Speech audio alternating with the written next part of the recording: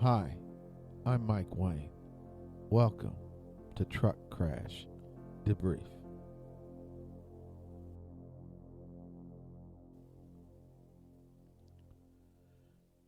Angie Stone, a very gifted singer, songwriter, and most of all, a mother, tragically lost her life on an Alabama Interstate 65, just south of Montgomery, the city of Montgomery, in Montgomery County. The crash date, March 1st, 2025. The incident happened at 4:25 a.m. Interstate 65, south of Montgomery, at the 162 mile marker on the southbound side of the expressway. What's perplexing about this crash is not all the conspiracy theory and theories. It's not all the media frenzy. What's perplexing is 15 days after the crash, and there is still no post-crash accident reports. There is no way that this truck driver was hired to kill Angie Stone. There is no way he could drive down a highway, come upon a crash scene,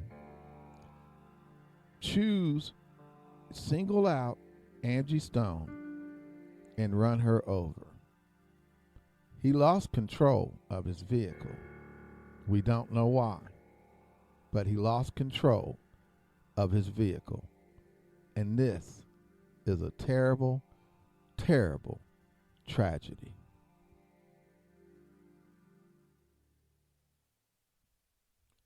Alabama Law Enforcement Agency, with the acronym ALEA,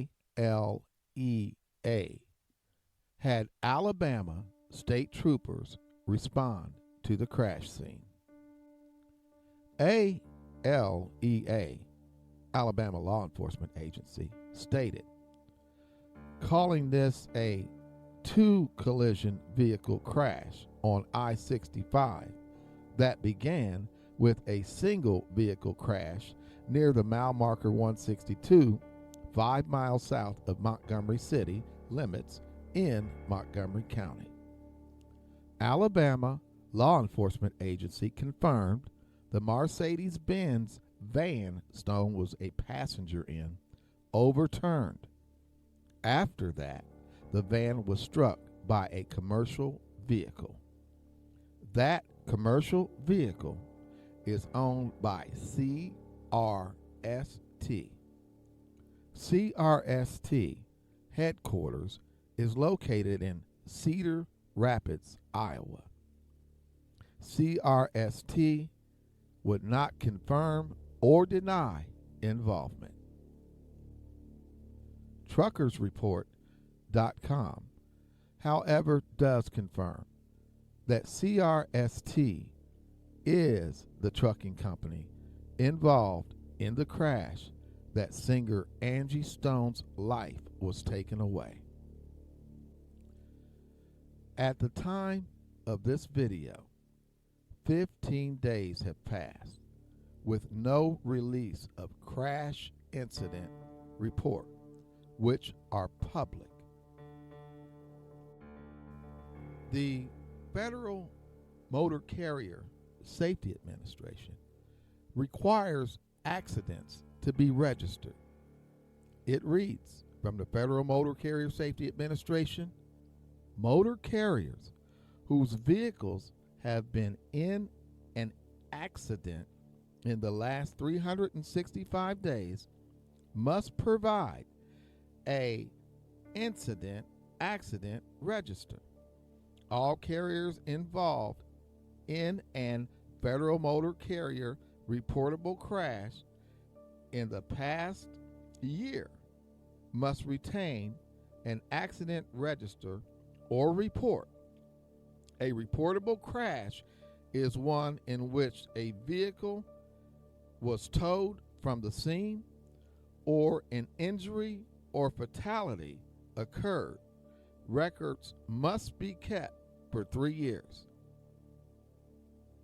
This report needs to include date of incident, city or town or most near where the crash occurred, and the state where it occurred, the driver's name, the number of injuries, the number of fatalities, and whether hazardous materials or fuel were spilled from the fuel tanks of the commercial vehicle involved in the crash.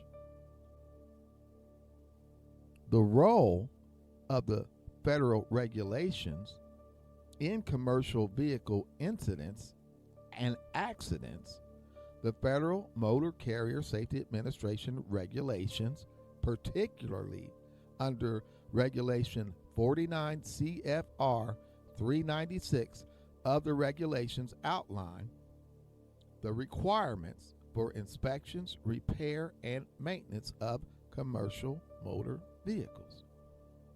After a commercial vehicle is involved in a crash, the DOT, that would be the Department of Transportation, through the Federal Motor Carrier Safety Administration, must conduct a post-crash inspection.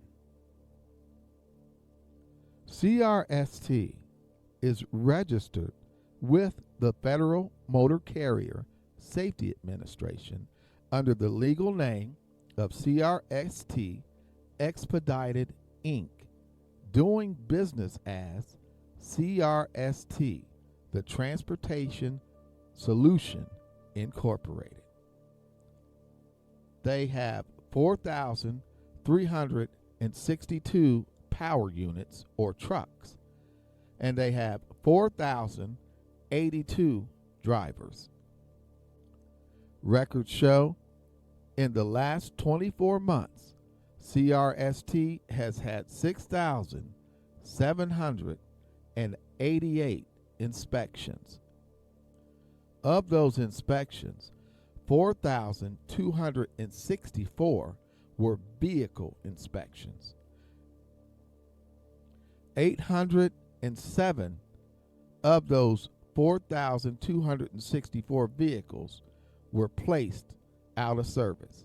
The 807 vehicles placed out of service shows an out of service rate of 18.9%, which the acceptable threshold would be 22.26, and they are not far from the unacceptable threshold. The Federal Motor Carrier Safety Administration record shows that driver inspections have been 6,719, in which 42 of those drivers were placed out of service, giving them a 0.6%, well above the required threshold to meet safety guidelines. There were 72 hazmat, hazardous material, inspections of vehicles hauling hazardous material. Only one driver was placed out of service, giving them a 1.4% rate, which is well below the expected or acceptable 4.44%.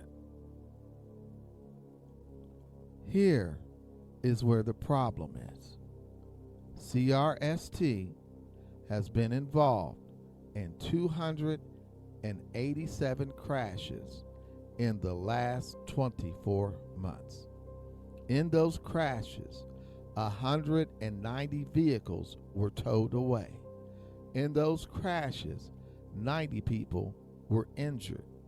In those crashes, there have been 7 fatalities. Unacceptable. But yet, they still operate right now today. One of the biggest problems, the most significant is the requirement. The requirement to become a truck driver requires 3-week training, advertised by several truck driving schools. 3-week push them in, 3-week push them out. In 3 weeks, pushed in, pushed out. It's simply not adequate training. This has been a long acceptable practice allowed by the United States Congress, and something needs to change. There has to be better, adequate training.